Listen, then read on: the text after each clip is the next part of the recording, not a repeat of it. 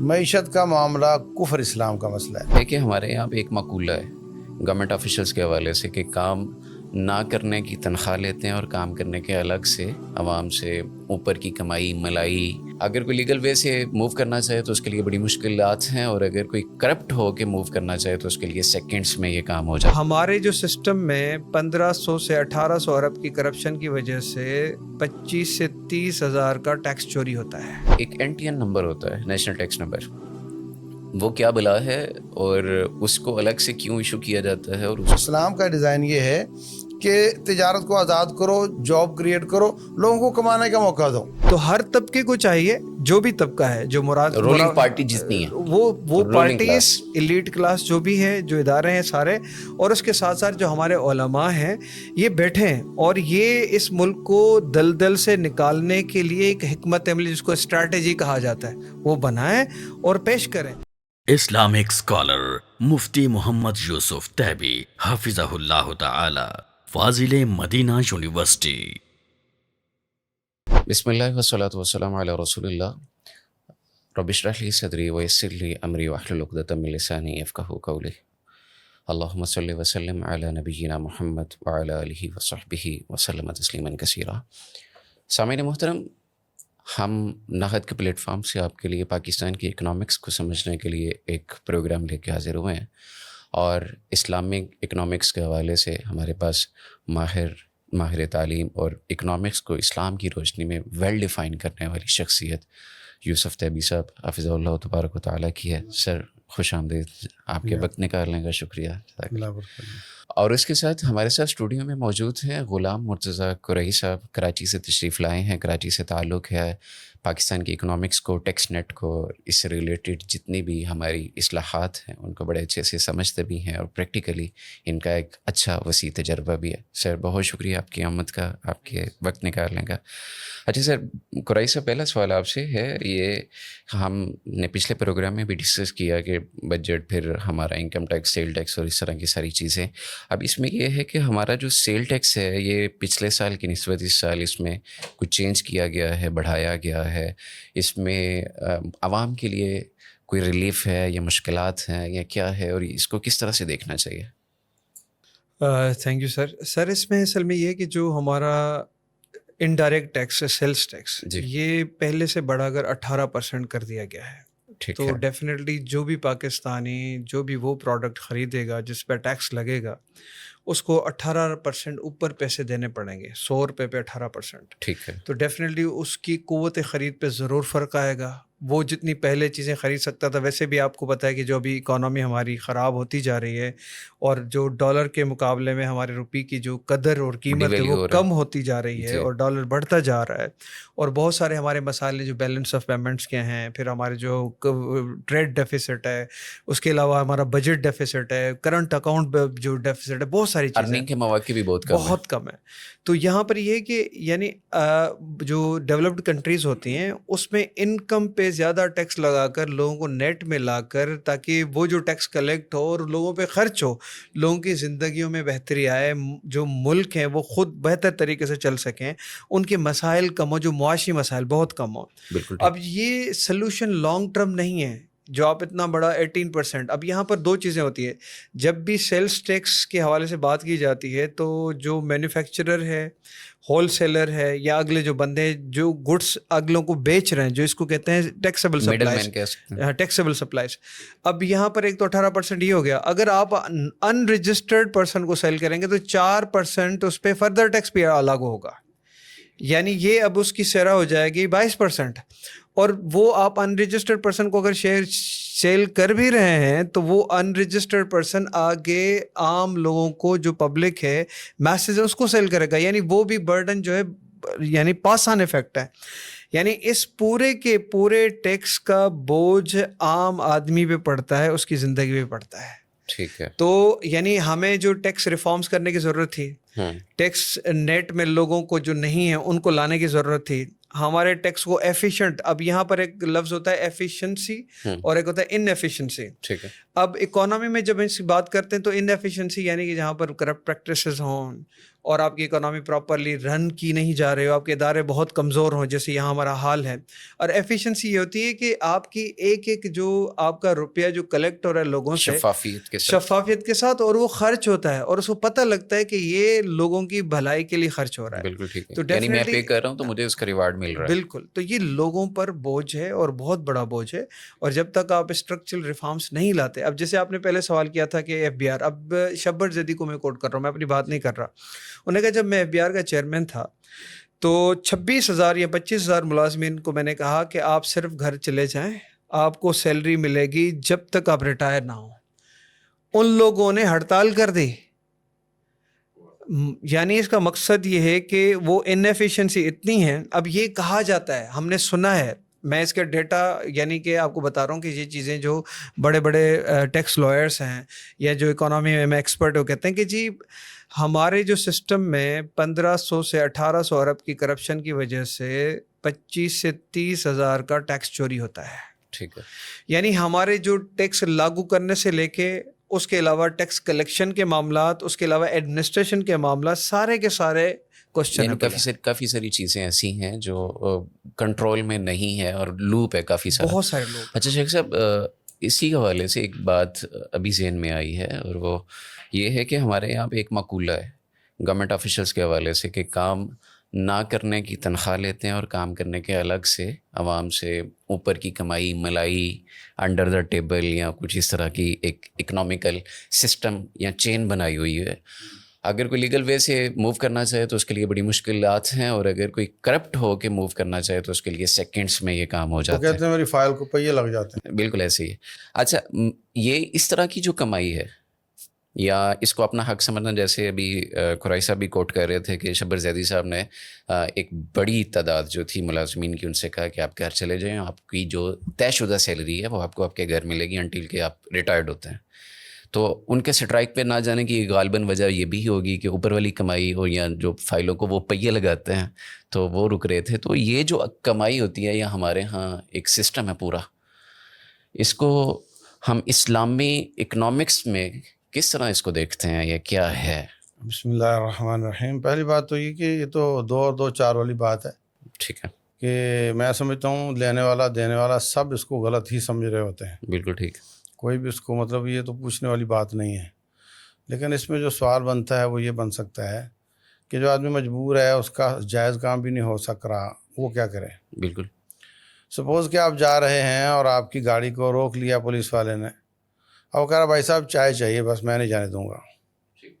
نہ آپ نے اشارہ توڑا ہے, نہ آپ کا لائسنس کوئی وائلیشن نہیں.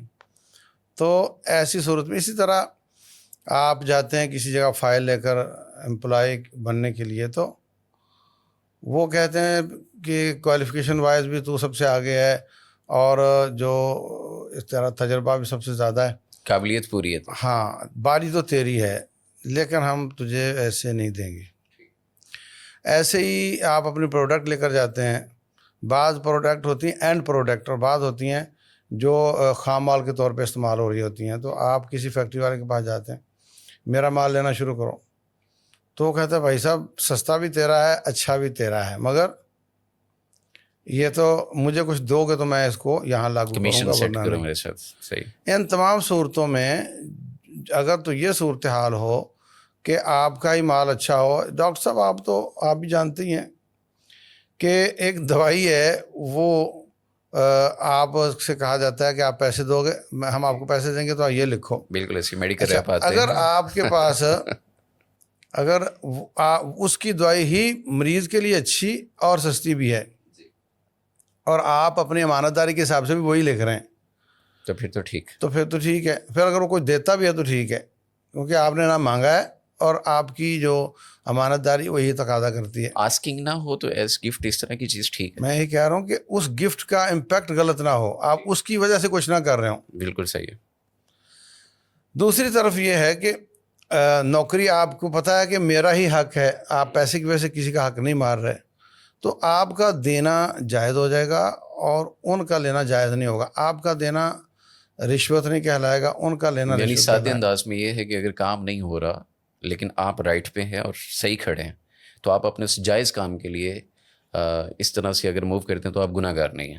ہاں کیونکہ آپ کا حق ہے کہ آپ کا کام ہو اور آپ کسی کا حق نہیں مار رہے. اس کو انشور کرنا ضروری ہوتا ہے. یعنی کسی کا حق بھی نہیں مارنا یہ بھی لازم ہے اس کے لیے. اب دیکھیں میں نے بھی درخواست دی, آپ نے بھی دی, آپ نے بھی دی, اب 1000 لوگوں نے دی اور یہاں تو 1500 نوکری کے لیے 35,000 لوگ آ رہے ہیں بھائی. اب تو کس کا حق ہے کیا کس کا نہیں ہے یہ جاننا تو ہم نہیں جان سکتے نا. اگر تو واقعتاً انشور ہو جائے کہ بھائی وہ کہہ رہے ہیں سینئر آپ ہی ہیں لیکن ہم آپ کوالیفائی کر رہے ہیں لیکن ہماری ڈیمانڈ یہ ہے پوری کریں. تو اگر آپ کو یقین ہو جائے کہ کسی کا حق آپ نہیں مار رہے مگر وہ اس کے بغیر آگے نہیں چل رہا تو پھر اس کی گنجائش نکلتی ہے. مجبوری آپ کی, اس کے لیے لینا جائز نہیں ہوگا, آپ کے لیے دینا جائز. بالکل ٹھیک ہے. اچھا قریش صاحب, یہاں پہ آپ نے ٹیکس کی جب بات کی ہے اور شبر زیدی اور FBR وغیرہ کا, چونکہ ہماری اصلاحات ہی یہ ہیں اور ہماری ٹرمز مطلب عوام کے سمجھنے کے لیے یہی چیز ہے, اس میں ایک NTN نمبر ہوتا ہے, نیشنل ٹیکس نمبر, وہ کیا بلا ہے اور اس کو الگ سے کیوں ایشو کیا جاتا ہے اور اس کی فوائد یا نقصانات یا اس کا جو ہے کیا کہتے ہیں اسے فائلر اور نان فائلر, میرا خیال اسی پہ بیس کر کے پتہ چلتا ہے کہ بندہ فائلر ہے کہ نان فائلر ہے. بہت اچھا سوال کیا ڈاکٹر صاحب آپ نے. اصل میں ہمارے ہاں ایک بہت بڑا ابہام پایا جاتا ہے. اب لوگ کہتے ہیں کہ جی اگر میری انکم اتنی ہے نہیں کہ جس پہ مجھے ٹیکس دینا ہے تو کیا مجھے FBR کے ساتھ رجسٹریشن کرانے کی ضرورت ہے یا نہیں ہے. ٹھیک ہے. سب سے پہلی بات یہ کہ جب آپ رجسٹریشن کرانے جاتے ہیں تو آپ کے CNIC نمبر پہ آپ کو ایک نمبر الاٹ ہو جاتا ہے. اس کا ایک پراپر طریقہ ہے, ایک فارم بھرا جاتا ہے آن لائن FBR کا جس میں آپ کی ای میل ID, آپ کا نمبر, فون نمبر ہے, CNIC ہے, آپ کی ایڈریس ہے, بہت ساری چیزیں وہ جب آپ ڈالتے ہیں اب اس کے بعد آپ ایک رجسٹرڈ پرسن بن جاتے ہیں. اور اب NTN جو ہوتا ہے تقریباً آپ کا وہ CNIC ہوتا ہے اور اس کے ساتھ اگینسٹ آپ کو پاس ورڈ دیا جاتا ہے. اب دیکھیں اگر آپ ٹیکس پے بھی نہیں مثال کے طور پر آپ کی انکم اتنی نہیں ہے کہ آپ ٹیکس پے کر سکیں, مگر کیونکہ آپ کو اس سسٹم میں رہتے ہوئے ان نقصانات سے بچنا ہے جو نقصان نان فائلر کو ہوتے ہیں. اب اس کا طریقہ یہ ہے کہ آپ اگر امپلائی ہیں اور آپ کی سیلری 6 لاکھ سالانہ یا 6 لاکھ سے کم ہے, آپ اپنے قوائف ڈالیں گے جی میری اتنی آمدنی ہے, اور اگر آپ کے پاس وہ کوئی ریسیٹ ہے ڈیفینیٹلی وہ تو پتہ ہوگا, اور آپ اپنا NTN یعنی جو ریٹرن فائل کر لیں گے تو آپ فائلر ہی کہلائیں گے چاہے آپ ٹیکس پے نہیں کر رہے. آگے چل کے آپ کو فائدہ یہ ہوگا کہ اگر آپ اسی پیسے کو تھوڑا بچا کے کوئی چیز خریدنا چاہیں تو آپ کی وائٹ منی سے وہ پرچیز کی جائے گی, یعنی آپ کو چھپانے کی ضرورت نہیں پڑے گی. اسی طرح کوئی بزنس کر رہا ہے, بزنس میں بھی یہ ہے کہ اگر 6 لاکھ سے کم آپ کا منافع ہو رہا ہے, ہاں تو آپ پہ یعنی یہ نہیں کہ آپ پہ ٹیکس لاگو ہوگا. اور اس میں آپ کو جب بزنس بندہ کرتا ہے تو اس کا ریٹرن جب فائل کرتے ہیں تو اس میں خرچے بہت سارے, ایک ایڈمیسیبل ایکسپینسز ہوتے ہیں, ایک ان ایڈمیسیبل ایکسپینسز ہوتے ہیں, تو وہ اس میں مائنس ہو کے باقی آپ کو پتہ چلتا ہے کہ جی یہ ان کی انکم ہے. تو آپ کو یعنی سب سے پہلے تو NTN نمبر لینا چاہیے تاکہ اس سسٹم میں رہتے ہوئے آپ نقصانات سے بچیں. دوسرا, اگر آپ کی انکم اتنی نہیں ہے جس پہ ٹیکس لاگو ہوتا ہے پھر بھی آپ اپنے ریٹرنز فائل کریں گے تو آپ فائلر کہلائیں گے اور آپ پہ وہ آپ کو نقصانات نہیں برداشت کرنے پڑیں گے جو نان وہ فائلر اضافی ٹیکس سے نہیں ہے, وہ ساری چیزیں وہ نہیں کرنا پڑیں گی. تو اس میں یہ عوامی سہولت کے لیے یہ پاسبل نہیں ہے کہ جو جیسے نادرا ایشو کرتا ہے آئیڈینٹی کارڈ یا نمبر, فیملی ٹری سارا بنتا ہے, تو اسی کے اکارڈنگ ہر بندے کو NTN میں خود رجسٹرڈ کر لیا جائے, جیسے وہ نادرا کے اندر جیسے اپلائی کرتا ہے اپنے ID کارڈ کو یا اس کے لیے, اس میں کیا مشکل ہے؟ اصل میں ڈاکٹر صاحب ہمارے عوام کے بڑے مسائل ہیں. اب کوئی بھی فارم بھرنا ہو تو اس میں پریشان ہو جاتے ہیں, اب وہ بندہ ڈھونڈنے کی کوشش کر رہے ہوتے ہیں. اگر ایک بندہ جو تھوڑا بھی پڑھا لکھا ہے, اگر میٹرک پاس بھی ہے اور اس کو ایک فارم پڑھنا اور اس کو فل آؤٹ کرنا آتا ہے تو وہ آرام کے ساتھ یہ فارم بھر کے خود یعنی کہ رجسٹرڈ ہو سکتا ہے. اب صرف ہمارے ڈر کی وجہ سے اور ہم کسی چیز کو کرنا نہیں چاہتے, ویسے ہم موبائل 24 گھنٹے استعمال کرنے کے لیے تیار ہیں, تو وہ اصل میں FBR نے یہ والنٹیرلی رجسٹریشن رکھی. اور ٹیکس یعنی میٹرس میں رجسٹریشن کمپلسری تب ہو جاتی ہے جب بندہ ٹیکسیبل انکم کما رہا ہو, یا مثال کے طور پر رجسٹر کرنے کے لیے لازمی طور پر اس کو رجسٹر ہونا ہے تو پھر وہ ایکشن لیتے ہیں.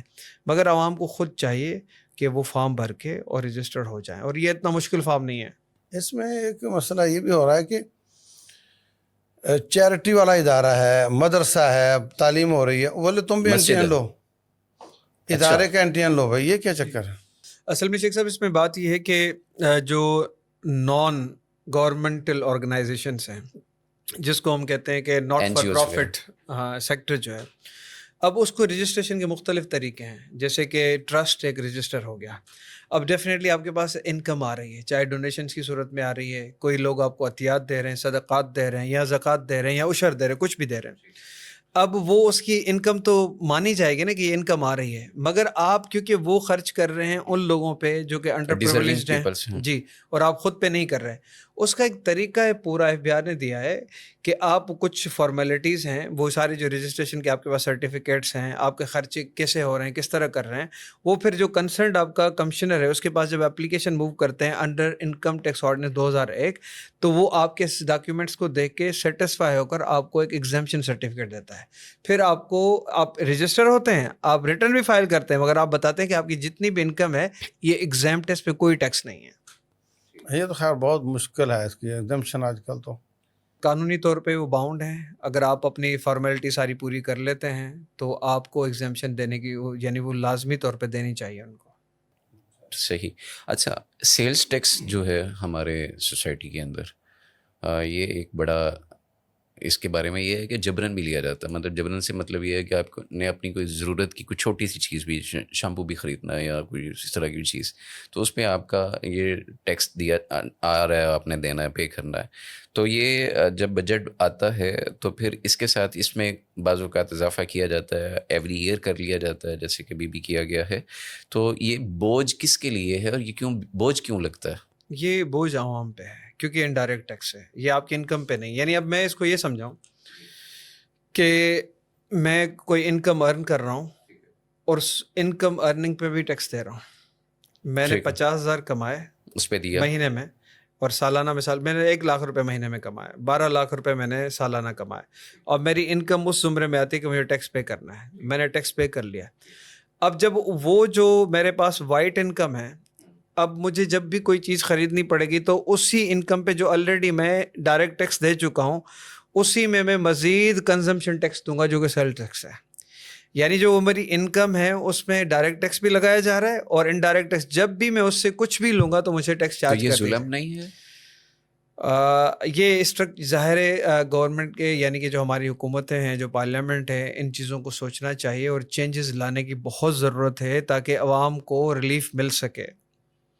ویسے اس حوالے سے کیا آپ کے ذہن میں کیا ہے کہ کیا کیا ریفارمز ہونی چاہیے ایف بی آر کے اس سسٹم میں ساری، یا پاکستان کی اس ساری اکنامیکل بیسڈ جو سسٹم ہے جس کے اوپر یہ ساری بیس کرتی ہیں چیزیں، ریفارمز کی کیا ریفارمز ہونی چاہیے؟ ڈاکٹر صاحب پہلی بات تو یہ کہ اس سال ہم نے تخمینہ لگایا کہ ہمیں 19,000 اور اس سے زیادہ پیسے چاہیے، 19,536 ارب چاہیے اس سال کے خرچے پورے کرنے کے ایک سال کے لیے جی، جس میں آپ یہ سمجھیں کہ 5,276 جو ارب ہیں وہ جائیں گے پروونسز کو، 1,803 یا 4 ارب جائیں گے ہماری جو ہے ڈیفنس کے بجٹ میں، اور اس کے علاوہ جو گورنمنٹ رن کرنے کے لیے جس طرح کے ہمارے سارے اخراجات ہیں، سسٹمیٹک جنرل پبلک سروس، وہ 10,428 ارب کی ضرورت ہے اس کے لیے.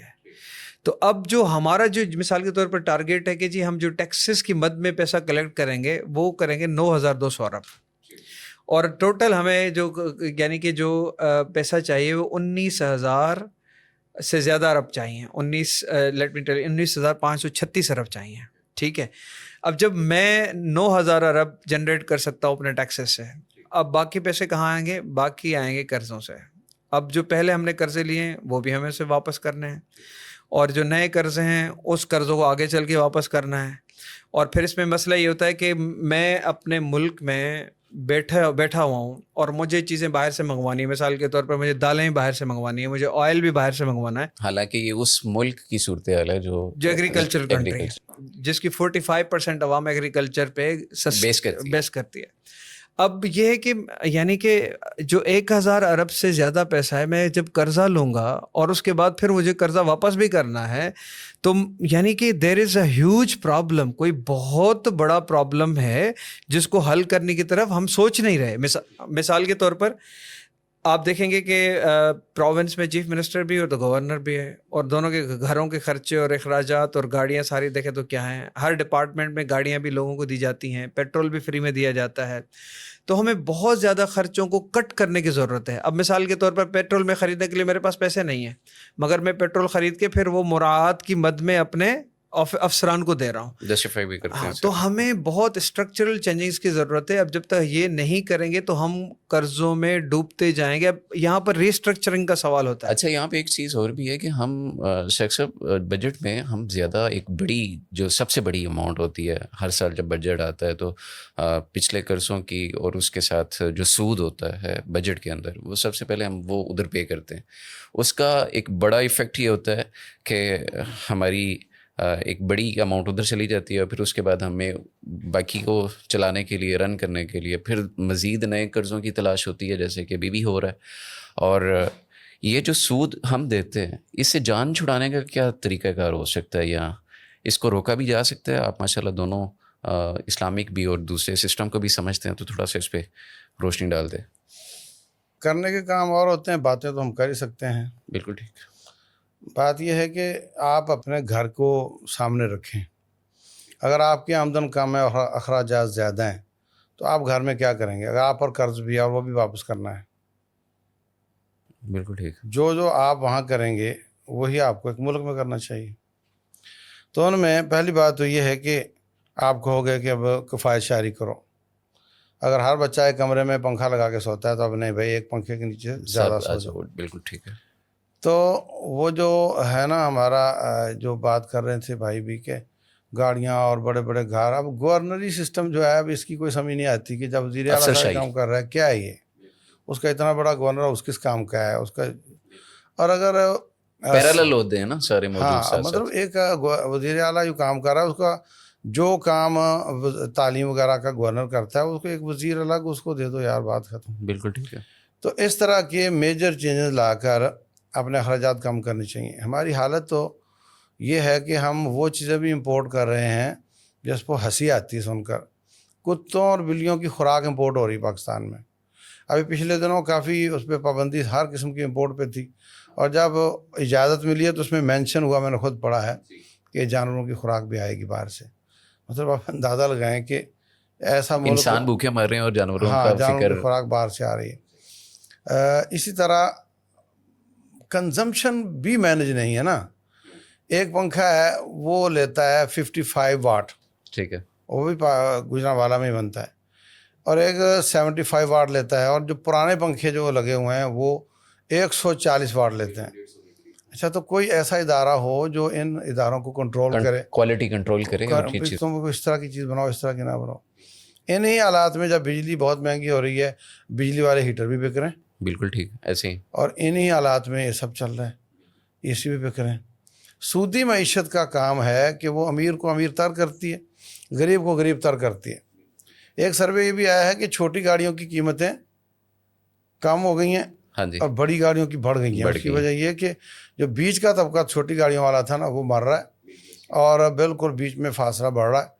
غریب کچلا جا رہا ہے اور امیر سے امیر ہو رہا ہے, اور اس کو گاڑیاں اور اس کو فرق نہیں پڑ رہا. پہلے ایک تھی اب 3 ہو گئی ہیں. بالکل بڑھ رہے ہیں. اس میں یہ اسلام کی جو پوری معیشت ہے نا وہ اس نقطے کے گرد گھومتی ہے کہ غریب کو خط غربت سے نیچے نہ جانے دیا جائے. بالکل ٹھیک ہے. اور حضرت عمر بن خطاب رضی اللہ تعالیٰ عنہ نے فریجیں نہیں لے کر دی تھی, مگر وہ یہ چاہتے تھے کہ کم از کم جو کھانا دانا کچن ہے نا یہ سیٹ چلتا رہے. اور باقی جو میں نے عرض کیا جیسے پچھلے ایپیسوڈ میں کہ فرمایا میرا گورنر جو کہ گورنر ہے اس کا یہ معیار زندگی ہے کہ وہ چھنا ہوا آٹا نہیں کھا سکتا, اونچا قد کا گھوڑا لے گا, اور رکاب نہیں لگا سکتا, اور وہ موٹا کپڑا پہنے گا. تو اگر اس طرح کی چیزیں کر لی جائیں جو ہم کر سکتے ہیں, اور جو ٹیکسز ہیں یہ ساری لگژری پہ لگا دیے جائیں اور نیسیسریٹیز پر نہ لگائی جائیں, تو ایک یہ بھی ایک سلوشن, بڑا اچھا سلوشن ہے. اسی طریقے سے ہماری پیداوار بے ہنگم ہے. مطلب آپ کو پتہ ہی نہیں کہ آپ نے کیا پیداوار کرنی ہے. اگر بجٹ بنانے کا اتنا ہی فائدہ ہم لے لیں کہ کوئی سروے ہو بتایا کہ یہ چیزیں پچھلے سال امپورٹ کرنی پڑی تھی, تم یہ بو, اس کا یہ طریقہ ہے, اس کو ایسے بہتر کیا جا سکتا ہے, ایگریکلچر والے اس پہ لگ جائیں تو ہم سفیشینٹ ہو جائیں اس میں. اچھا, اسی طریقے سے جو برآمدات ہیں باہر بھیجنے والی, ان کو کوئی پوچھنے والا نہیں ہے. میں کچھ لوگوں کو جانتا ہوں جو چاول کا کام کرتے ہیں, کچھ کو جانتا ہوں جو کپڑے کا کام کرتے ہیں. کوئی شخص ان کو غیر ملکوں میں ان کا ایمبیسڈر بھی پوچھنے والا نہیں ہے. وہاں پہ بڑی بڑی ایگزیبیشن لگتی ہیں, اس میں محنت کر کے انوائٹ کیا جائے اور اپنے آپ کو پریزنٹ کیا جائے. صورتحال یہ ہے کہ ہمارا چاول جو دنیا کا نمبر 1 ہے, یہ جو گجرانوالا, نارووال, مرید کے شیخوپورہ کا علاقہ ہے نا, اس کو کہتے ہیں کالر کا علاقہ. اس کا چاول جو سپر کرنل ہے وہ خوشبودار ہوتا ہے, ٹاپ آف دی پوری بیسٹ. دنیا میں نہیں ہوتا. بالکل صحیح. اس کی بوریاں بدی سی غلط پیکنگ میں دبئی جاتا ہے, اور وہاں سے اچھی پیکنگ بن کر میڈ ان انڈیا بن کر وہ پورے آگے گلف export میں ہو تقسیم جاتا ہو رہا ہوتا ہے. تو یہ بھی ایکسپورٹ جو موجود ہے ہماری, ان کو بہتر کیا جائے. ایڈمنسٹریٹو لوپ ہے ہمارا, بہت بڑا کمزوری لوپ ہے. میں سمجھتا ہوں یہ سب ادھر سے پیسہ لیتے ہوں گے جو ایکسپورٹ کو بڑھنے نہیں دیتے. اپنی وہ حصہ رکھتے ہیں بیچ میں. اپنا نہیں بھائی, ڈبل تنخواہیں لیتے ہیں. جو لوگ بینیفیشری ہیں وہ ان کو پے کر کے ان کو اس کام پہ لگاتے ہوں گے لازمی طور پہ. بالکل صحیح. تو یہ سب چیزیں دیکھی جائیں تو ہماری امپورٹ بہتر ہو, ہمارے ایکسپورٹ بہتر ہو, امپورٹ کم از کم ہو, اور اپنے بھی ہم اخراجات کو کم کریں. تو ایسا کچھ نہیں ہے کہ ہم یہ سلوشن نہ کر سکیں. اسلام نے ساری باتیں بتا رکھی ہیں. مایوس ہونے کی ضرورت نہیں, بس مینیج مایوس ہونے کرنے کی کوئی ضرورت نہیں, مینیج ہونے کی ضرورت ہے. دیکھیں ہماری آمدن اور خرچ تقریباً برابر ہے. بجٹ پہ غور کر لیں آپ. بالکل ٹھیک ہے. مسئلہ صرف وہ ان قرضوں کا ہے اور ان سود کا ہے. اگر عراق پہ قبضہ کرتے وقت امریکہ یہ کہہ سکتا ہے کہ یہ آڈیس ڈیٹ ہے, جی ہم آئی ایم ایف کو نہیں دے رہے, تو ہمیں ظاہر ہے اتنی ضرورت نہیں ہے, تو ہم کم از کم یہ تو کہہ سکتے ہیں کہ رسول اللہ صلی اللہ علیہ وسلم نے فرمایا تھا کہ سود نہیں ہے. بالکل تو صحیح. اب ہم سود نہیں, آپ کو اصل مال دیتے ہیں. تو اس کے لیے تھوڑی جرت چاہیے. اس کے لیے کیس بھی کیا اور جیت بھی گئے, وہ ہم بھی کیس کر سکتے ہیں, جیت بھی سکتے ہیں. لیکن اگر ادھر بھی ان کے نمائندے بیٹھے ہوں گے تو پھر ان کی کون فیور کیس کرنے کرے والے. گا, تو کون اس پہ وہ کرے گا. کہانی یہاں پہ کھڑی ہو جاتی ہے. شیخ صاحب نے بڑی اچھی توجہ دلائی ہے اس بات پر, اور میں بھی یہی آپ سے پوچھنے جا رہا تھا کہ IMF, world bank وغیرہ, ایشین بینک, جب ہم ان اداروں سے یا دیگر ہمارے جو دوست ممالک ہیں ان سے جب قرض لیتے ہیں, ایون کہ سعودی عرب سے بھی لیتے ہیں, تو خبروں میں بھی یہ خبر آتی ہے, اخبارات میں, ٹیلی ویژنس پہ, کہ اتنے % سود پر یہ لیا گیا. حالانکہ مسلم کنٹری سے بھی اگر لیں تو یہ آپس میں ریکویسٹ کر کے اسے مینیمائز نہیں کیا جا سکتا, یا سود کے بغیر یا سود سے پاک یہ جو ڈیولپمنٹ, مطلب ڈیولپنگ کنٹریز کو جو ایڈ دی جاتی ہے یا اس طرح قرضے فراہم کیے جاتے ہیں, حالانکہ ایک غریب کا ہاتھ تھامنا ہی نا, ایک اسے کمپنسیٹ کرنا ہے اس کے معاملات کے لیے, تو یہ ممکن ہے, یا ہماری جو آفیشیل جیسے مس مینج ہے, یا پتہ ہی نہیں ہوتا وزارت کا اور بندہ بیٹھا ہوا ہوتا ہے اور چلا رہا ہوتا ہے. تو یہ کہاں پہ کیا ایشو کیا ہے؟ ڈاکٹر صاحب آپ نے بڑا اچھا سوال کیا, اور آپ کا جو سوال ہے وہ ایک فکر مند پاکستانی کا سوال ہے, تو مجھے تھوڑا سا آپ کو تحمل سے سننا پڑے گا. جی جی. آپ نے جیسے بات کی تھی کہ ہماری جو پچھلے سال کی جی ڈی پی گروتھ وہ ایکسپیکٹڈ تھی 6.10, اور اس دفعہ جو ہے وہ 0.29% ہے, 0.29%. بالکل ٹھیک ہے. پھر جو انفلیشن جو پچھلے سال کی تھی وہ 11% تھی, اس وقت 28.2% ہو گئے. ٹھیک. اب debt to GDP ratio جو 74%. ٹھیک ہے. اور پالیسی جو ریٹ تھا اس کا, جس کو ڈسکاؤنٹ ریٹ کہتے ہیں, جو ہماری monetary policy state bank of Pakistan جاری کرتا ہے, پچھلے سال 13.75%, اس وقت 21% سود کا ریٹ ہے.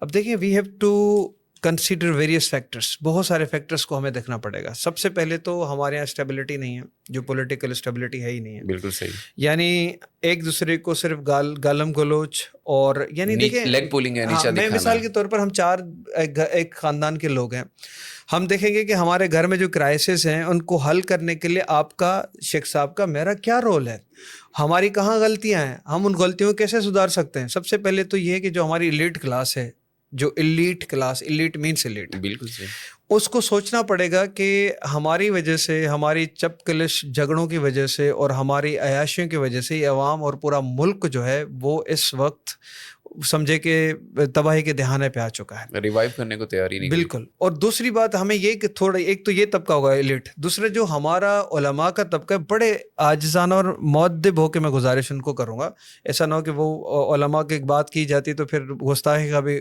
फतवा लगने के।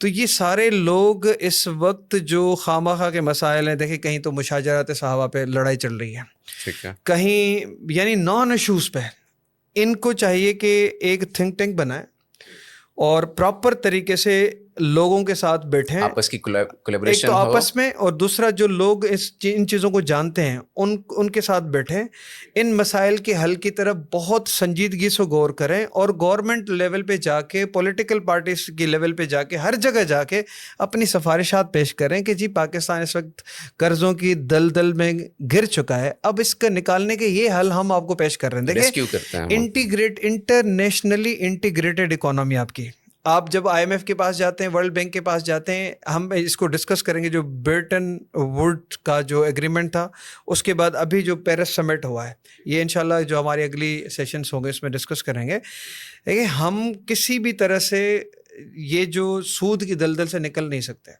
ठीक है, यानी, और हम चाह भी नहीं रहे। तो स्ट्रक्चरल रिफॉर्म्स, यानी अगर चाह रहे हो तो फिर पॉसिबिलिटी है। पॉसिबिलिटी एक अंग्रेज के ट्विटर को मैंने वो है उसको पढ़ा था, हैंडल देखा उसका। हाँ, तो वो हैंडल पे वो कह रहा था कि मैं क्योंकि सियासत में नहीं हूँ इतना, और नहीं मैं नाम लेता हूँ, तो किसी के लिए कह रहे थे कि अगर आप इतना जोर लगा रहे हैं किसी एक पॉलिटिकल पार्टी के खिलाफ, अगर आधी भी आप कोशिश करते, उसकी आधी भी कोशिश करते कि पाकिस्तान के मसाइल हल हो जाते, तो हर तबके को चाहिए, जो भी तबका है, जो रूलिंग पार्टी जितनी है, वो पार्टीज, एलीट क्लास जो भी है, जो इदारे हैं सारे, और उसके साथ साथ जो हमारे उलमा हैं, ये बैठें और ये इस मुल्क को दलदल से निकालने के लिए एक हिकमत अमली, जिसको स्ट्रैटेजी कहा जाता है, वो बनाएं और पेश करें।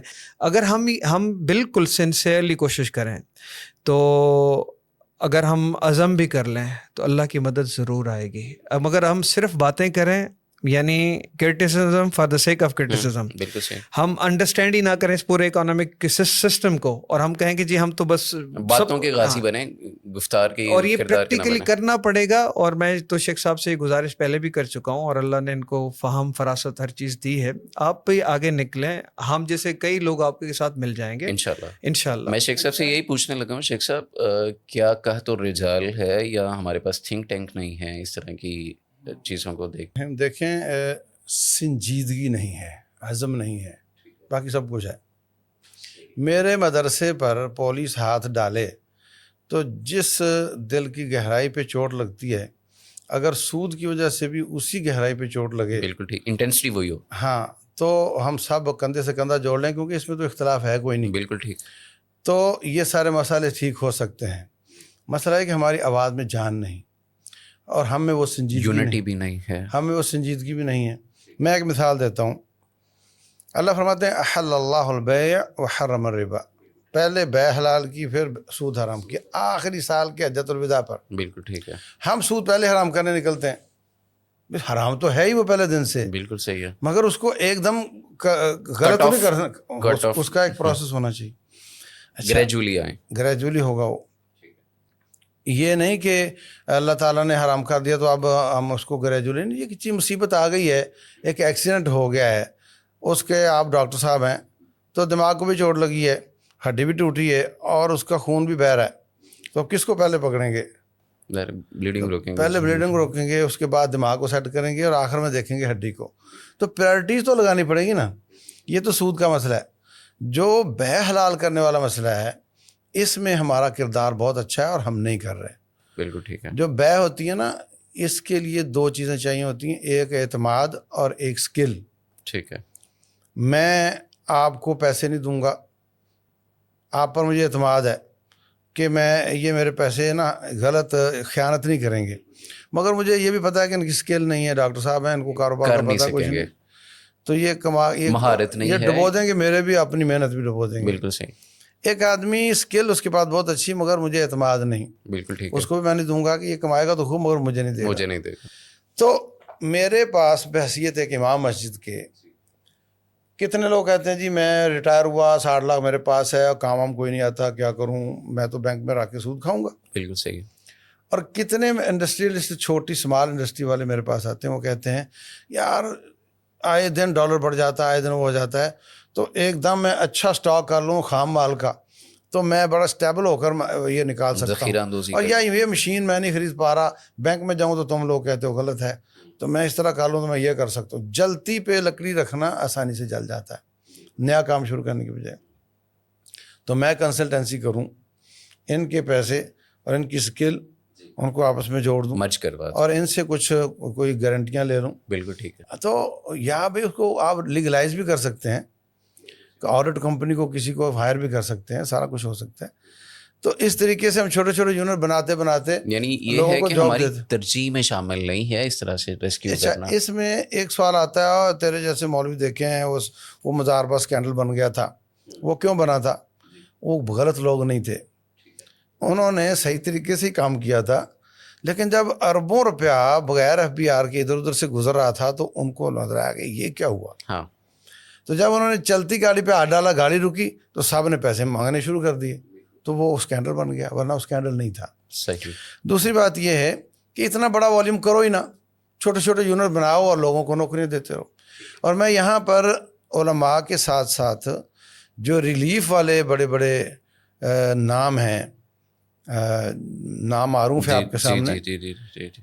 یہ بیچارے دسترخوان لگا رہے ہیں, سستا تنور لگا رہے ہیں, اور جناب یہ ان کو چاہیے کہ لوگوں کو بکاری بنانے کی بجائے ان کو صاحب جاب دیں, روزگار کریں. ان کو جاب دیں. بالکل ٹھیک. اسلام کا ڈیزائن یہ نہیں ہے کہ آپ ان کو فلاں ریلیف فنڈ دے دو یا اس کو فلاں دے دو. اسلام کا ڈیزائن یہ ہے کہ تجارت کو آزاد کرو, جاب کریٹ کرو, لوگوں کو کمانے کا موقع دو. شیخ صاحب یہاں پہ پاکستان میں پھر ایک اور بالخصوص لاہور میں بھی ہم دیکھتے ہیں کہ ایک اور اسی سوچ کو لے کے کچھ لوگوں نے مل بیٹھے اپنا پیسہ جمع کیا اور لوگوں کو سود پہ دینا, پرائیویٹلی سود پہ دینا شروع کر دیا, اور اس کے نتیجے میں پھر لوگوں کی خودکشیاں اور اس طرح کے معاملات بھی دیکھنے میں مل رہے ہیں. یہ تو بہت بڑا بلنڈر چل رہا ہے اس وقت. سود حرام ہے اور اس کو بہت زیادہ آسان کیا جا رہا ہے. جی. پنجاب اسمبلی اور خیبر PK اسمبلی نے یہ پرائیویٹلی قانون پاس کیا ہوا ہے کہ کوئی پرائیویٹ سود کا کام نہیں کرے گا. اگر یہ لوگ جو خودکشیاں کر رہے ہیں جا کر درخواست دے دیں تھانے میں تو وہ پکڑے جائیں گے, ان کو ریلیف مل جائے گا. یہ میں عوام کو بتانا چاہ رہا ہوں. یعنی عوام کے لیے یہ پیغام ہے کہ اگر آپ اس طرح کے کسی شکنجے میں پھنس چکے ہیں تو بجائے اس کے کہ آپ اپنے اوپر ظلم کریں اور اپنے بچوں کو یتیم کر کے دنیا سے جائیں, تو بہتر یہ ہے کہ آپ گورنمنٹ کے اداروں کے پاس جائیں, آپ پولیس کے پاس جائیں, آپ دیگر جو ادارے ہیں ان چیزوں کو کنٹرول کرنے والے, آپ ان کے پاس جائیں اور ان سے جا کے مدد مانگیں اور ان کو بتائیں کہ ہمارا یہ مسئلہ ہے اور قانون کے مطابق بھی اور اسلام کے مطابق بھی یہ چیز حرام ہے.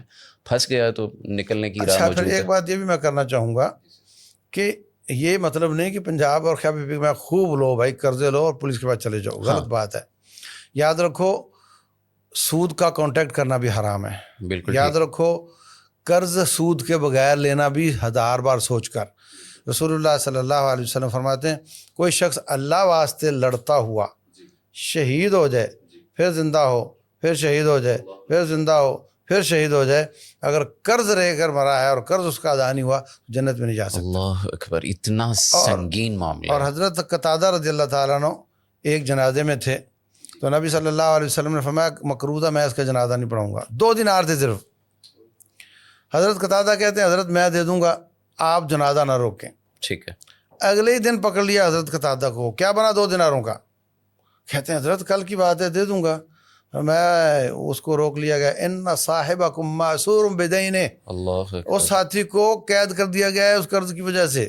اسے نجات. تو وہ گئے, جا کر 2 دینار ادا کیے, آ کر رپورٹ کرا تو رسول اللہ صلی اللہ علیہ وسلم نے فرمایا الآن برت علیہ جلدہ, قتادہ تو نے اب اس کی چمڑی کو ٹھنڈا کیا ہے. اللہ اکبر. تو یہ دیکھو صحابہ کرام پیٹ پر پتھر باندھتے تھے مگر اس چکر میں نہیں پڑتے تھے. بالکل ٹھیک. پیٹ پر پتھر 24 گھنٹے کا بھوکا باندھتا ہے, بالکل اس سے زیادہ کا. 24 والے تو ہم کئی بار روزے رکھے 24 گھنٹے کے, یہ نہ جانے کب کے بھوکے ہوں گے وہ, جب یہ حالت کتنے دنوں کی بھوک ہو. ہاں نا. اور اس کے باوجود وہ ان چکروں میں نہیں پڑتے تھے. تو ہمیں اپنے آپ کو اور اپنے بھائیوں کو نصیحت کروں گا کہ قرضوں کے چکر میں نہ جاؤ, اور اگر کوئی پھنس گیا ہے تو وہ شکایت کرے اور اپنے بچوں کو یتیم نہ کرے. بالکل صحیح ہے. اچھا قریش صاحب, FBR جو ہمارا مین ادارہ ہے اس کے اندر بھی ریفارمس کی ضرورت ہے. گورنمنٹ سیکٹر میں بھی ریفارمس کی ضرورت ہے ایڈمنسٹریٹیولی بالخصوص. جیسے DC صاحب یا AC صاحب ان کو جناب گاڑیاں فارچونرس اور 2.5 کروڑ روپے کی, اور بسا ہوگا تو ہم دیکھتے ہیں کہ لیکسس بھی جناب چلائی جا رہی ہیں, V8 چلائے جا رہے ہیں, یعنی 10 کروڑ سے اوپر کی گاڑیاں, پھر ان کے ساتھ ڈرائیور. اگر میرا خیال یہ ہے کہ اصلاحات میں اگر یہ چیز بھی آ جائے کہ یہ بھی چھوٹی گاڑیوں پہ آ جائیں, اگر گاڑیاں چلانی ہی ہے, مووی کرنا ہے, اگر یہ چھوٹی گاڑیوں پہ آ جائیں, آلٹو وغیرہ پہ آ جائیں, کلٹس پہ آ جائیں, اتنی بڑی بڑی SUVs رکھنے کی یہ بھی ہونا چاہیے. سر اصل میں بڑا آپ کا اچھا سوال ہے. انٹرپٹ کر رہا ہوں کہ یہ جو بڑی SUVs ہیں یہ ساری پاکستان امپورٹ کرتا ہے, اور اس کے بدلے میں پاکستان کا جو بھی ہے وہ سارا باہر جاتا ہے ڈالر میں شفٹ ہو کے, اور پاکستان کو تو الٹیمیٹ نقصان ہے اس کا. سر یہی بات ہے نا کہ جو سیلری ہے, سیلری کی ڈیفینیشن کیا ہے؟ سیلری کی ڈیفینیشن یہ ہے کہ جو بندہ ہائر کیا ہے گورنمنٹ نے, وہ جو اپنی سروسز دے رہا ہے جی اس سروسز کے بدلے میں اس کی مد میں سیلری اور دوسرے اس کو مراد دی جا رہی ہیں. بالکل ٹھیک ہے. اب جو گاڑی دی جا رہی ہے, کیا گاڑی اس کو پرسنل یوز کے لیے دی جا رہی ہے کہ وہ باہر جا کے گھومے, اس کے بچے پھر شام کو گاڑیاں لے کے عیاشیاں کریں, یا وہ سرکاری پیٹرول پہ, یا گاڑی وہ اس لیے لی جا رہی ہے کہ جو اس کو آفیشیل کام دیا گیا ہے اس آفیشیل کام کو پرفارم کرے اور اس کے لیے صرف یوز کرے. بالکل ٹھیک ہے. تو گورنمنٹ کو دیکھیں, جو بڑی ڈیولپڈ کنٹریز ہیں نا, تو وہاں پر جو گاڑیاں دی جاتی ہیں وہ صرف آفیشیل کام اور اسائنمنٹ کرنے کے لیے دی جاتی ہیں. بالکل ٹھیک ہے. یہاں پر یہ کرنا پڑے گا. یہاں پر 2 ایکسٹریمز ہیں. ایک ایکسٹریم یہ ہے کہ اس طرح کی عیاشی, اس طرح کے مراد جو کہ یہ قوم برداشت نہیں کر سکتی. دوسرا, 460 ارب اس بجٹ میں رکھے گئے ہیں بے نظیر انکم سپورٹ پروگرام میں, کیونکہ شیخ صاحب نے ایک بات بڑی واضح طور پہ کہہ دی, تو میں ہاں مجھے بھی تھوڑی سی ہمت ہوئی کہ میں اس پہ بات کروں. دیکھیے 460 ارب میں 460 انڈسٹریز لگ سکتی ہیں. بالکل ایسے ہی. جب آپ اکانومک ایکٹیویٹی بڑھاتے ہیں تو لوگوں کو روزگار ملتا ہے. اگر ایک شہر میں انڈسٹری لگ جائے, کتنے لوگوں کو روزگار ملے گا اور کتنے بھکاری بننے سے بچ جائیں گے. اب جو عورتوں کو دی جاتی ہے مثال کے طور پر, اب عورتیں وہاں پر لائن میں لگتی ہیں, پھر دن تذلیل ہوتی ہے, پھر اس کے بعد وہ بندے پیسے لیتے ہیں کہ جی جو سب سے پہلے آئے گا اس کو بہت, یعنی ایک پورا جو سسٹم ہے اس کو ایسا کرپٹ کر دیا گیا ہے اور اتنا پینفل پروسیس ہو گیا ہے کہ ہم جو ہے نا اس ایک دلدل میں پھنس چکے ہیں. تو وہ جو آپ بات کر رہے ہیں جو عیاشی ہے, پروٹوکولز کی, گھروں کی, بڑے بڑے گھر یعنی محل نما گھر, اگر وہ آپ ایڈمنسٹریشن کی بات کریں, پھر بڑی بڑی گاڑیاں, پھر اس کا پیٹرول, اس کے علاوہ صرف یہ نہیں ہے, ان کو ڈرائیور بھی دیے جاتے ہیں, ان کے مختلف یعنی کہ آرمی آف جو ہے وہ نوکروں کی آرمی, 2-4 لوگ ہوتے ہیں. جی. تو یہ بالکل اس پہ وہی میں گزارش کروں گا کہ جتنی بھی لیڈ کلاس کے لوگ ہیں, پولیٹیکل پارٹیز ہیں, ان کو سمجھنا سوچنا پڑے گا, اور بیوروکریسی کو بھی سوچنا پڑے گا کہ یہ ملک ہم سب کا ہے.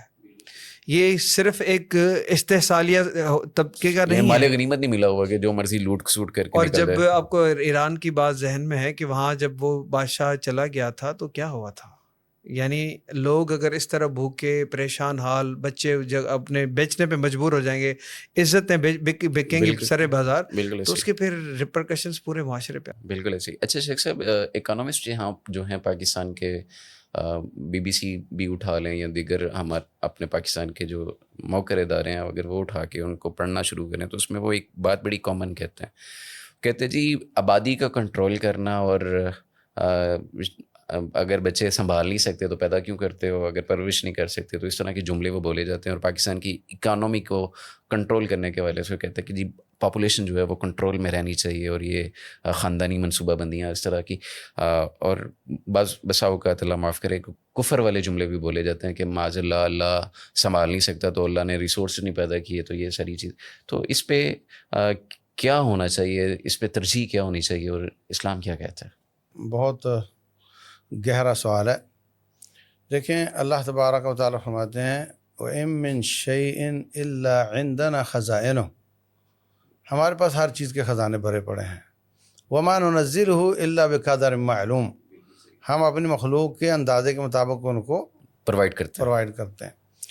اچھا یا اللہ جی آپ زیادہ کیوں نہیں دے دیتے, آپ ان کو تھوڑا تھوڑا کیوں دیتے ہیں, ان کے اندازے کے مطابق کیوں دیتے ہیں, آپ ایک دم دے دیں, آپ سارے خزانے کھول دیں. بالکل. اللہ فرماتے ہیں کہ اگر میں ایسا کر دوں تو پھر تم باغی ہو جاؤ. لبغوا فی الارض. لبغوا فی الارض. بالکل ٹھیک ہے. اچھا آپ اپنے بچوں پہ آ جاؤ, آپ کی کمائی 10 کروڑ بھی ہو تو کیا آپ 5 سال کے بیٹے کو موٹر سائیکل دو گے؟ یا اس کو کروڑ لاکھ روپے پکڑاؤ کہ جا بیٹے جو چاہے لے لے, خراب ہو جائے گا نا. تو ہمارا رب ابا سے زیادہ خیر خواہ ہے, وہ اس حساب سے مخلوق کو چلاتا ہے, اور یہ بھی اس کی خیر خواہی ہے. بے شک اس پر بھی ہم اللہ کی تعریف کرنی چاہیے. بے شک ایسے ہی ہے. اچھا, اگلی بات یہ ہے کہ اللہ کس اندازے سے دیتا ہے. جی مثال کے طور پہ ہم گئے سیلاب میں ریلیف دینے کے لیے, ایک چھت پہ 20 لوگ تھے, 2 دن سے بھوکے تھے, ہم نے تو ان کو دے دیے 40 روٹیاں دے دی, 20 کو 40 روٹیاں, انصاف کیا نا. ہم وہاں سے آ گئے تو ان میں جو طاقتور تھے انہوں نے دوسروں سے چھین لی. ٹھیک ہے.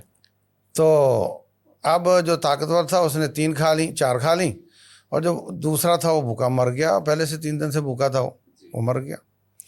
تو اللہ کی مخلوق اللہ کے سامنے ایسے ہی ہے, یہ کائنات ہے اس پلیٹ کے حساب سے بھی چھوٹی ہے رب کے سامنے. تو وہ جب سب کے لیے نازل کرتا ہے, رزق نازل کرتا ہے, تو وہاں پہ اب ناانصافی ہوتی ہے سودی معیشت کے ساتھ. ٹھیک ہے. سودی معیشت سمجھو بدمعاش لوگ ہیں جو کیپٹلزم ہے. وہ لے جاتے ہیں زیادہ تو دوسروں کو نہیں ملتا. صومالیہ میں یا برما میں اگر کوئی بھوک سے مرتا ہے نا تو اس کی وجہ کیپٹلزم ہے, اس کی وجہ سے سودی معیشت ہے. اچھا, اب یہ بدمعاش اپنی بدمعاشی ختم نہیں کرنا چاہتے اور رب کی مخلوق کو مارنا چاہتے ہیں. حقیقت یہ ہے کہ سب کا ایجنڈا غریب مکاؤ ایجنڈا ہے. بالکل ٹھیک ہے. مطلب آپ جو بات غریب دشمنی ہے, یہ جو کہہ رہے تھے نا بھائی کہ جناب ان کو سوچنا چاہیے, ایلیٹ کو سوچنا چاہیے, یہ غریب مکاؤ ایجنڈا ہے. بالکل ٹھیک ہے. کہ اس کو اتنا پیس دو کہ یہ ختم ہی ہو جائے, اٹھ ہی نہ ماری سکے, یہ ہماری نوکری کرے. یہ فرعونیت ہے کہ ہمارے غلام بن کے رہیں اور ہمارے سامنے کو کھڑا نہ ہو. یعنی وہ جیسے ہندو ہیں شودر ہے اور اس طرح کی. بالکل یہ وہ والی غلامی ہے, ورنہ اللہ تعالیٰ سب کے لیے رزق نازل کرتا ہے. نحن نرزقکم وإیاہم, ہمیں تمہیں رزق بھی دیتے ہیں ان کو بھی دیتے ہیں. جو بچہ پیدا ہوتا ہے اپنی فائل کھلوا لیتا ہے اور اللہ تعالیٰ اس کو رزق دے رہا ہوتا ہے. وَلَوْ بَسَطَ اللَّهُ رِزْقَ لِعِبَادِهِ, اگر ہم بغیر اندازے کے دے دیں لَبَغَوْا فِي الْأَرْضِ, یہ باغی ہو جائیں. تو اس لیے وہ خالق مالک رازق ہے. اور تم جو اس طرح کی باتیں کرتے ہو نا کہ زیادہ بچے نہیں ہونے چاہیے, تم مخلوق کو اپنی اوقات کو سمجھو. بالکل ٹھیک ہے. اور تم رب نہیں ہو, اور جو وہ پیدا کرتا ہے اس کا رزق بھی لاتا ہے. تم جو بدمعاشی کر کے چھینتے ہو اس کا علاج کرو. بالکل صحیح ہے. وہ یعنی جو آپس میں ناانصافی ہے, ہاں اس کا علاج کرو. جب وہاں ایکوٹی آ جائے گی, وہاں ناانصافی ختم ہو جائے گی. تو اب دیکھو صحرائے تھر پار کر, لوگ کہتے ہیں بیچارے تھر والے. حالت یہ ہے کہ اس کے نیچے اتنا کول ہے کہ پاکستان 5 صدیاں پاکستان کی انرجی پوری کر سکتا ہے. یہ اللہ کے خزانے, کبھی اس سے پردہ ہٹا دیتا, کبھی اس سے ہٹا دیتا, کبھی اس سے ہٹا دیتا. تو وہ تو اس نے پیدا کیا ہے, اس نے تو اپنا پورا کرنا ہے, امتحان گیا ہے, اس نے پورا کرنا ہے. تم سوچو کہ تم جو غلط ہے اور ناانصافیاں کرتے ہو وہ کیسے ختم تقسیم ہوں. نہیں کرتے اس طرح سے. اس کا علاج کرو, اس کی فکر نہ کرو کہ اللہ تعالیٰ کی مخلوق ہے وہ بھوکے مر جائیں گے. یعنی یہ بالکل ایک رانگ اور فالس وہ چیز ہے. اور دوسری یہ ہے کہ جیسے ہم انڈیا اور چائنا کی بات کرتے ہیں تو جتنی مین پاور زیادہ ہوگی اتنے آپ کے پاس ریسورسز زیادہ آ جائیں گے. میں کہتا ہوں اس وقت جو پاپولیشن پلان کرنے والے تھے اور جو جن کی ریڈیوس ہو گئی ہے وہ سر پکڑ کے بیٹھے ہوئے ہیں. بالکل. فرانس میں بچے جننے پر انعام دیا جاتا ہے. اب تو چائنا میں بھی شروع ہو رہا ہے. جرمنی میں بھی ایسے 1 سال کی بلکہ 300 دن کی چھٹیاں ساتھ میں بتا دی گئی ہیں کہ جناب اتنی چھٹیاں ملیں گی. 5-4 بچے ہو جائیں تو وہ کمانے کی ضرورت نہیں رہ جاتی. تو وہ اس بڑھاپے میں سہارا لگ گیا, وہ پتھر کو چاٹ کے واپس آ رہے ہیں اور ہمیں اس طرف جانے کا کہا جا رہا ہے. یہ فرعونیت ہے بچوں کو قتل کرنا, اور یہ کیا جا رہا ہے میڈیا کے ذریعے, کالجز کے ذریعے. جتنی بے روی, بے حیائی, بدکاری اور یہ اغلام بازی جو کچھ بھی ہو رہا ہے یہ صرف پاپولیشن کم کرنے کے لیے ہو رہا ہے, اور یہ فرعونیت ہے. بالکل صحیح. یوں قتل سے بچوں کے وہ بدنام نہ ہوتا. جی افسوس کہ فرعون کو کالج کی نہ سوجی, ان فرعونوں کو کالج کی سوجی, اور یہ ان کو ایجوکیٹ کر کے ان کی اولادوں کو تباہ برباد کر رہے ہیں. کاش ان ظالموں کے ابا اس طرح سوچ لیتے اور یہ گندی نسلیں ہمارے سامنے نہ آئیں. بالکل صحیح ہے. اللہ تعالیٰ ایسے لوگوں کو ہدایت دے, اور اگر نصیب میں نہیں ہے تو اللہ تعالیٰ انہیں اٹھا لے اور ہمیں نجات دے دے اس غلامی سے.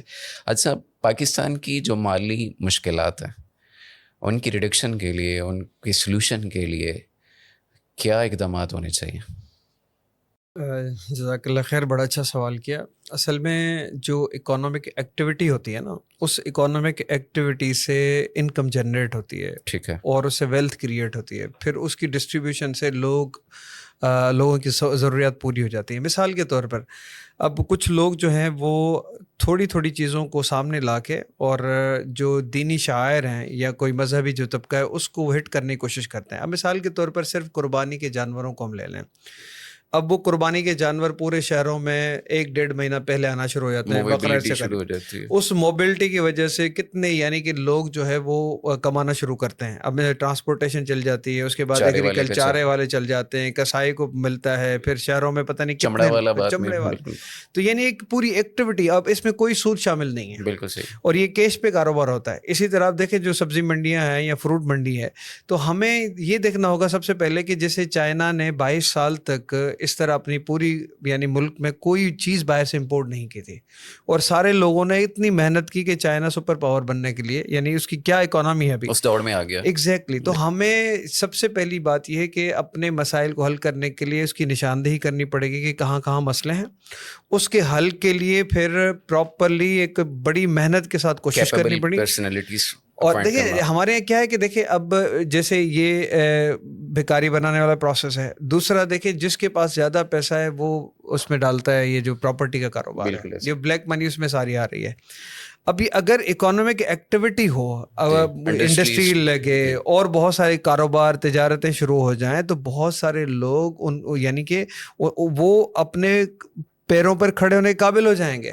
تو ہمیں ویلتھ کریشن کرنے کے لیے وہ مواقع پیدا کرنے پڑیں گے، اور قرضوں سے نجات حاصل کرنے کے لیے اپنے للے تللے ریڈیوس کرنا پڑیں گے اور انڈسٹری لگانی پڑے گی تاکہ لوگوں کو روزگار زیادہ سے زیادہ مل سکے. اچھا شیخ صاحب، ہمارے یہاں پہ ایک تو جو ایک چیز محسوس کی جاتی ہے کہ پیسہ، مال و دولت، شہرت ہونے کے باوجود جو ہماری رولنگ کلاس ہے یا ایلیٹ کلاس ہے، وہ شکوہ یہ کرتی ہے کہ جناب مر گئے، رڑ گئے، ہے کچھ نہیں. یا ہمارے عام سوسائٹی کے بزنس مین بھی یہی باتیں کرتے ہیں، حالانکہ کئی فاقہ زدہ محلوں میں لوگ پڑے ہیں. لیکن اس کے پیچھے وجہ کیا ہے؟ یہ کیا ہم توکل میں پیچھے رہ گئے، یا کیا کیا وجوہات ہیں، یا اپنے سے اوپر والے کو دیکھنا شروع کر دیا ہے؟ ہاں، یہ وجوہات تو بہت زیادہ ہیں. اس بارے میں 3 حدیثیں پیش کروں گا. ایک تو ہے کہ رسول اللہ صلی اللہ علیہ وسلم فرماتے ہیں انظروا الی من هو اسفل منکم ولا تنظروا الی من هو فوقکم.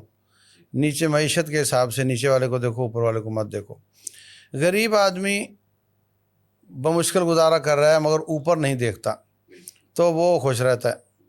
اچھا، میں ایک بات لمبی نہ ہو جائے تو ایک چھوٹا سا واقعہ. جی جی.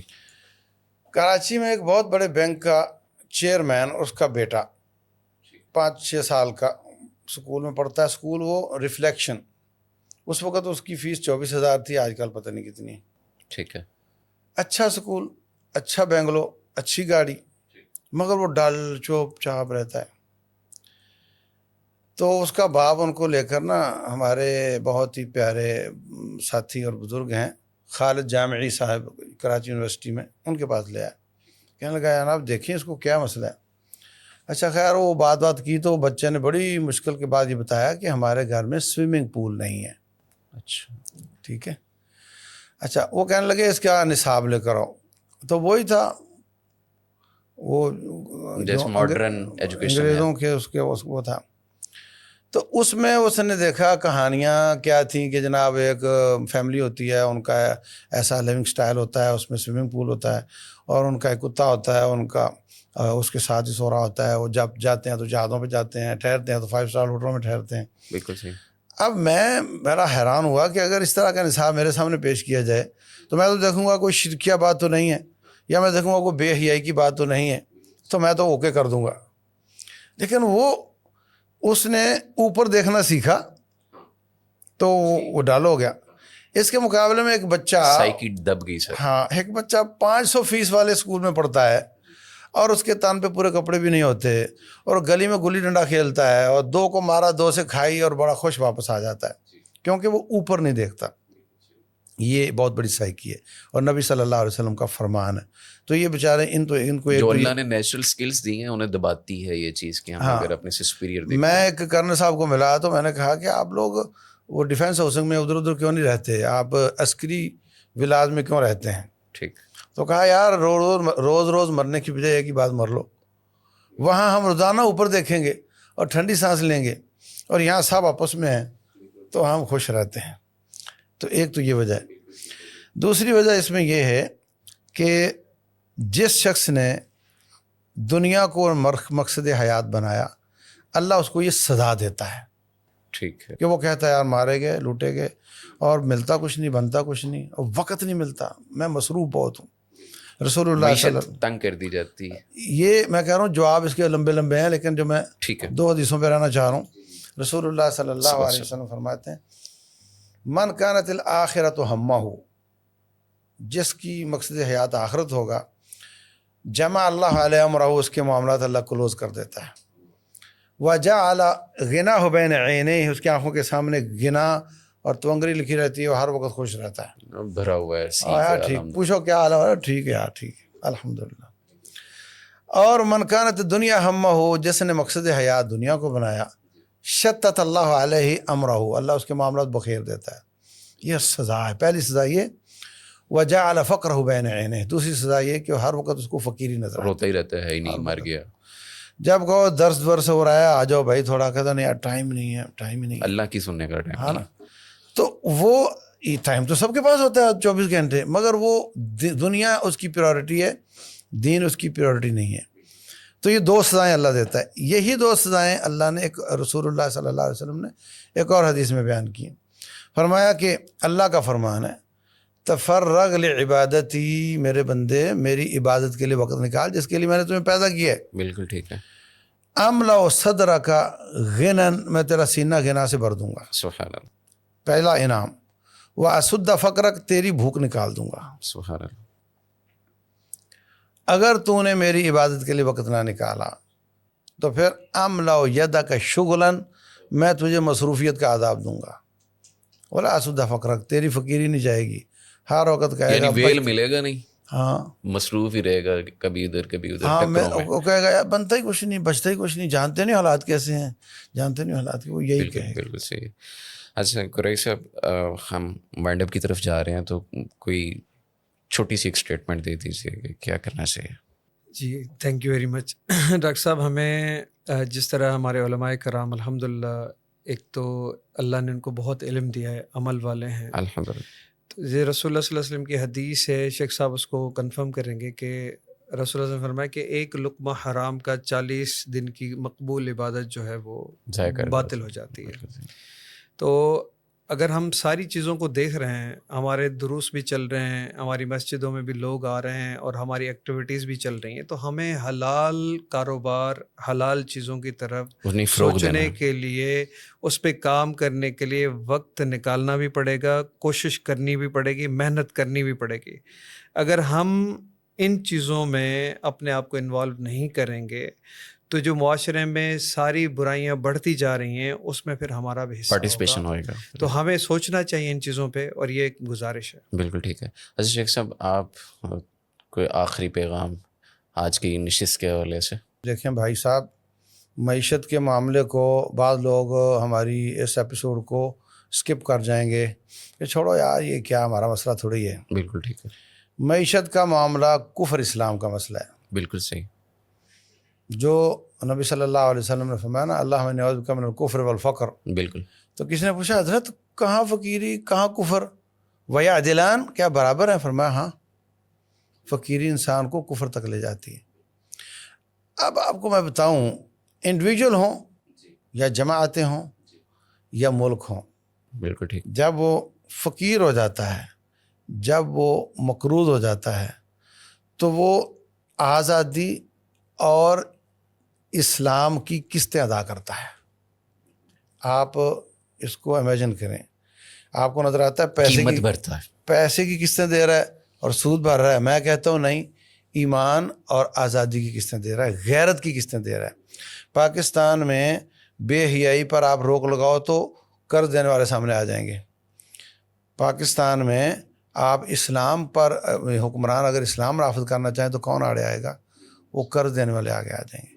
तो हम हर बार ईमान बरते हैं, ईमान की गैरत اور آزادی کی قسطیں بھر رہے ہیں. ہمارے حکمران کیا کہہ رہے ہیں؟ یہ ٹیکس ہم نے نہیں لگایا, یہ تو IMF نے لگایا. ہاں ہم مجبور ہیں. ہاں بورنگ تو ہوئی ہے, تیل تو نکلا ہے, اور نکال نہیں سکتے, ہمیں اجازت نہیں. کیا ہے, کاہے کی آزادی ہے؟ آپ کے روڈ, آپ کے ایئرپورٹ مورگیج ہو چکے ہیں, کاہے کی آزادی ہے؟ تو یہ ہر بار ہم آزادی, غیرت اور ایمان کی گروی قسطیں رکھ لے رہے لیا ہوتے ہیں, تو فقیری انسان کو کفر تک لے جاتی ہے. اس مسئلے کو سینسٹیولی لیں. میرے علماء کرام اس کو مسئلہ سمجھیں اور سر جوڑ کے بیٹھیں. ہمارے پاس ایسے ماڈلز موجود ہیں جو قابل عمل ہیں, وہ بتائے جا سکتے ہیں. اس کے ذریعے ہم اپنے طور پہ, یعنی اس وقت اپوزیشن کو آیا کہ حکومت گر جائے, حکومت کو آیا کہ کہیں یہ نہ اوپر آ جائیں. بالکل ایسے. ان کو آپ کی تو فکر ہی نہیں ہے. آپ کی فکر علماء نے کرنی ہے, ان کو کرنی ہے. یہ سر جوڑ کر بیٹھیں تو انشاءاللہ اللہ تعالیٰ کی برکات آ جائیں گی اور اللہ برکات سے نوازے گا. آج کا پیغام بھی ناظرین یہی ہے. اللہ تبارک و تعالیٰ نے یہی فرمایا ومن اعرض عن ذکری فإن لہ معیشۃ ضنکا. جو میرے ذکر سے اعراض کرے گا اس کی معیشت تنگ کر دی جائے گی. اور معیشت سب سے بڑا آج کا ایک ایسا بت ہے جس کی عبادت بھی کی جا رہی ہے, اور ایسا ایک خدا ہے جس کے سامنے سب لیٹ چکے ہیں, لیکن حقیقی طور پہ یہ اللہ کے ہاتھ میں ہے. اور جب تک اللہ سے تعلق نہیں ہوگا, راسخ العلم علماء کے پاس نہیں بیٹھیں گے, اس کی باریکیاں نہیں سمجھیں گے, حلال اور حرام میں تمیز نہیں کر سکیں گے, اللہ کی ناراضگی رہے گی. اللہ تبارک و تعالیٰ میرے اور آپ سب کے دیکھنے سننے والوں کے حال پہ رحم فرمائے. اللہ ہمیں حلال رزق عطا فرمائے. انشاءاللہ اسی سلسلے کی مزید کڑیاں آپ کی گوش گزار کریں گے. ہمارے ساتھ رہیے گا. السلام علیکم ورحمۃ اللہ وبرکاتہ.